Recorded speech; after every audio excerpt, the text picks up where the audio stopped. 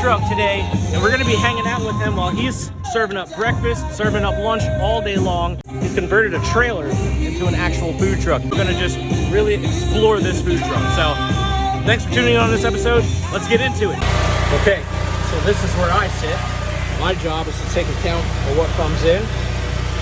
Little POS system here, so I get to learn the menu a little. And then he's gonna teach me a little bit on the grill, so that I can learn what it takes to cook for a crowd of people. Guy one time, and he says everybody wants to be the man.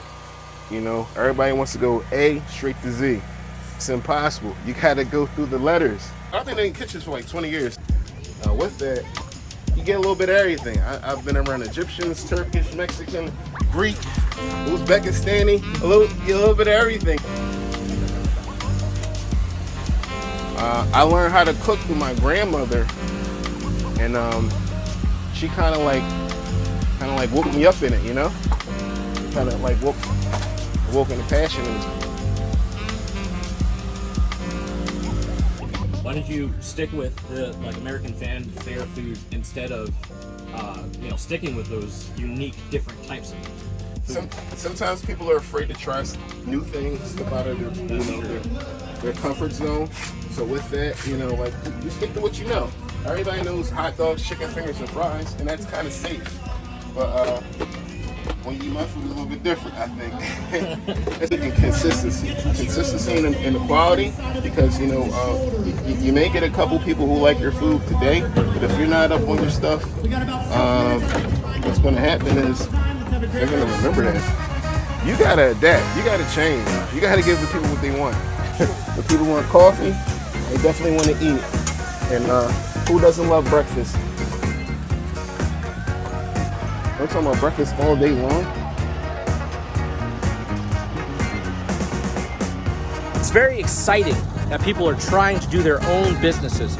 And I think the craze of food trucks and cafes and little stalls like that, it's coming to life here in Delaware. Now, I'm gonna try this bacon. It's called beef bacon. I don't think I've ever had beef bacon before, so I'm gonna put it in my pan.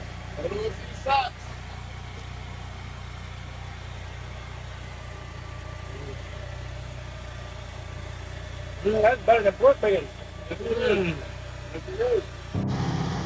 So for the next 3 days, I really wanted to understand what it meant to work on a food truck, and if there really is like a hype behind it. It was kind of interesting to get to see how interacting with customers and getting to run into all different types of people, how that is definitely an advantage if you own a food truck. And you can play games with kids like peekaboo. But I think all the way around, while it is good business, it's not easy business. And I think what I've learned is that it requires a team of people to really be able to pull off something like this. Sure, you could do it on your own, but I think in order to really be successful, one of the biggest logistics that anybody wanting to get into this will have to face is employees and keeping those employees. But other than that, it's quite interesting.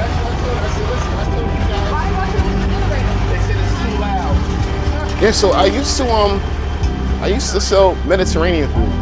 I didn't do like classical American, I used to sell curry chicken. I used to sell beef stew, stuffed pitas. It was like a real Mediterranean type style. Look, everybody has a bad day, right? Nobody's exempt from that, right?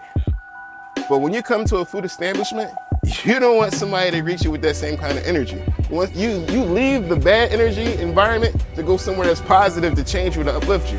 So that's the kind of things that stick out with me when I'm cooking.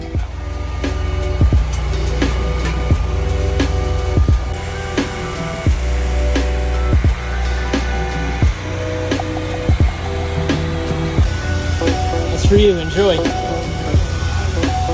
Thank you and dedication to my wife, Christina Holland.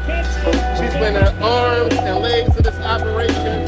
She helped me put things together when I couldn't even figure it out.